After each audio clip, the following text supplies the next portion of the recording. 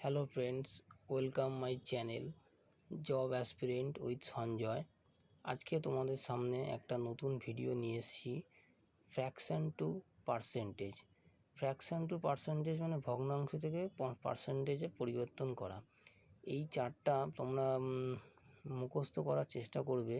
এই চার্টে তোমাদের 1/2 থেকে আপ টু 1/25 পর্যন্ত দেওয়া আছে। আর 5/6 আর 3/8 এটা হচ্ছে এক্সট্রা দিয়ে রেখেছি, এটা কমন। এই দুটো হচ্ছে তোমাদের খুব কমন অপশানে সবসময় পরীক্ষায় থাকে। এই দুটোকে মনে রাখার চেষ্টা করবে। এখানে তোমাদের এক্সাম হলে এই জিনিসগুলো মনে রাখলে, এক্সাম হলে ধর 1/2 1/3 কোনো সময় পার্সেন্টেজ কোনো চ্যাপ্টারে অঙ্ক করতে গেলে এরকম যদি চলে আসে, তখন তোমাদের এই পরীক্ষার হলে যে 4টে অপশন দেবে, 4টে অপশনে ধরো এরকম আছে 1/6, তখন কত পার্সেন্টেজ তুমি কি ক্যালকুলেশন করে বার করবে?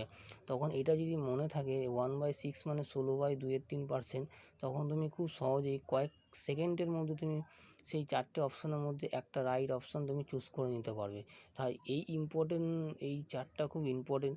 বিশেষত এইটা যদি মনে রাখতে পারো খুব সুবিধা হবে। আর এটা মনে রাখার জন্য তোমাকে প্রতিদিন 2 মিনিট থেকে 3 মিনিট রিভিশন দিলে খুব ভালো হবে। তো আশা করছি ভিডিওটি ভালো লাগবে। ভালো লেগে থাকলে কমেন্ট, লাইক, শেয়ার এবং সাবস্ক্রিপশান অবশ্যই করে দেবে। এবং যদি কোনো জিজ্ঞাসা থাকে কমেন্ট বক্সে কমেন্ট করবে। ধন্যবাদ।